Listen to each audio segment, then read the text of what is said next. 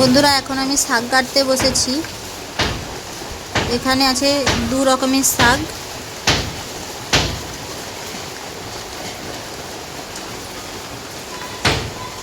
এই শাকগুলোর নাম জানলে কমেন্ট করে জানাবে। এই শাকগুলো কেনা শাক না, বাড়ি থেকে মানে তুলে এনেছি কালকে। চলো শাকগুলো তাহলে বেছে নিই।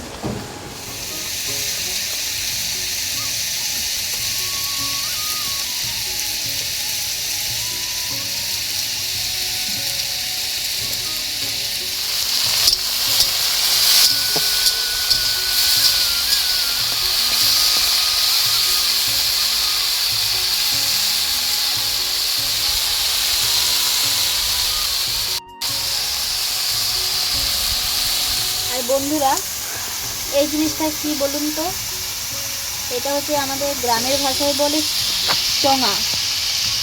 এই যে বাঁশ হয় না, বাঁশের একটা অংশ কেটে নিয়ে দুপাশে ফাঁকা যাতে থাকে সেভাবে কেটে নিয়ে রাখি।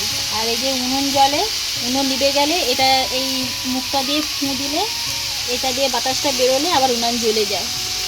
গ্রামে কতই না সুবিধা।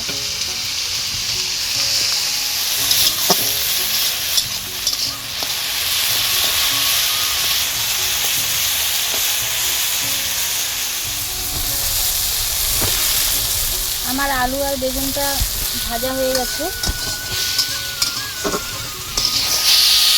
এবার আমি নামিয়ে নেব।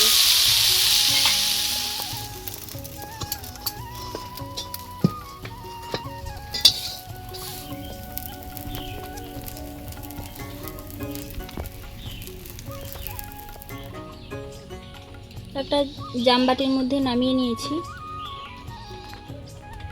কড়ার মধ্যে দিয়ে দিচ্ছি তেল, সামান্য পরিমাণ তেল দেব।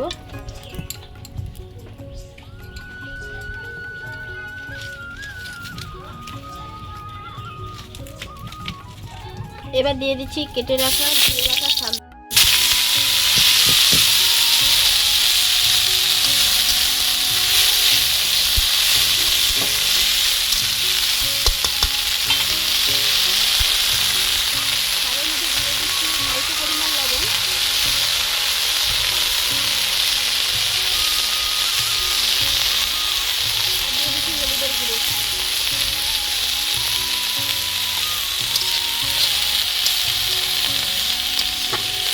শাকগুলি যতক্ষণ না জড়ে যায় ততক্ষণ অবধি নাড়াচাড়া করব। দেখুন শাকটা পুরো জড়ে গেছে। এর মধ্যে ভেজে রাখা আলু বেগুনগুলো দিয়ে দেব। একটু নেড়ে চেড়ে নেব।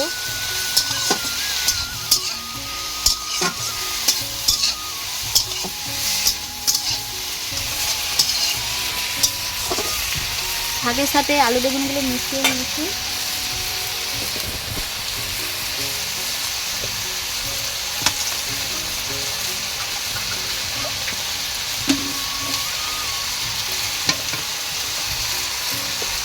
এবারে সামান্য পরিমাণ জল দিয়ে দেব।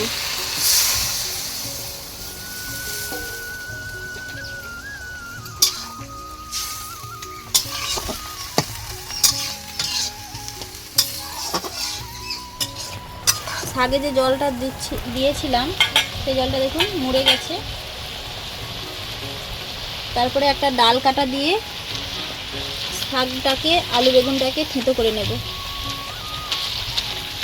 তাহলে শাকের তরকারিটা একটু লিটপিটে হবে।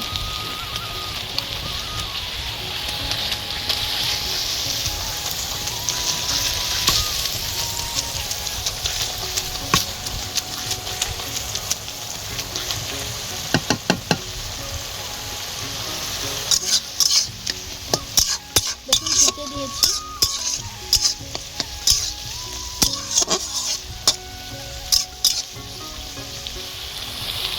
এর মধ্যে কিছুটা সরষে বাটা আছে, দিয়ে দিচ্ছি।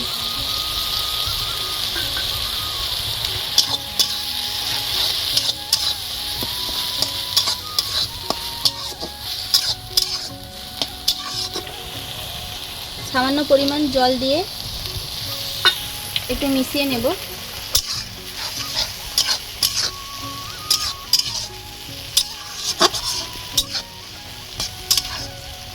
এবার আমি নামিয়ে নিচ্ছি।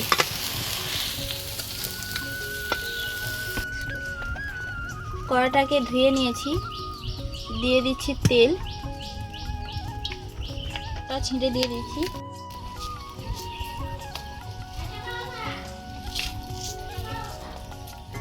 দিয়ে দিচ্ছি সমরা,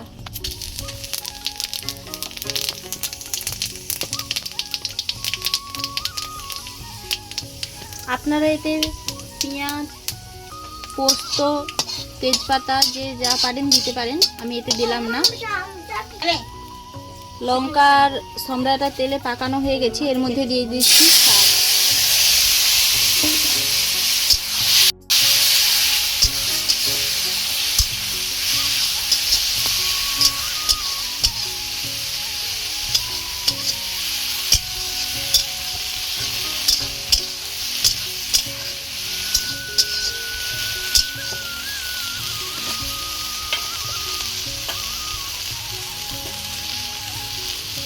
হয়ে গেছে, আমি এবার নামিয়ে নিলাম। আর এই যে কড়াতে লেগে থাকে ওটা দিলে আরো বেশি টেস্ট বাড়ে।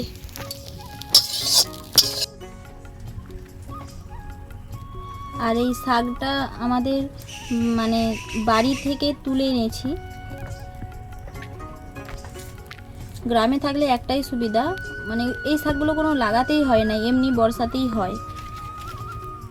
একবার বাড়িতে বানিয়ে খেয়ে দেখবেন, তেতো লাগে একটু কিন্তু খেতে খুব ভালো লাগে। আর এই শাকের রেসিপিটি যদি আপনাদের ভালো লেগে থাকে একটা লাইক, শেয়ার অ্যান্ড সাবস্ক্রাইব করে দেবে। এখানেই ভিডিওটি শেষ করছি।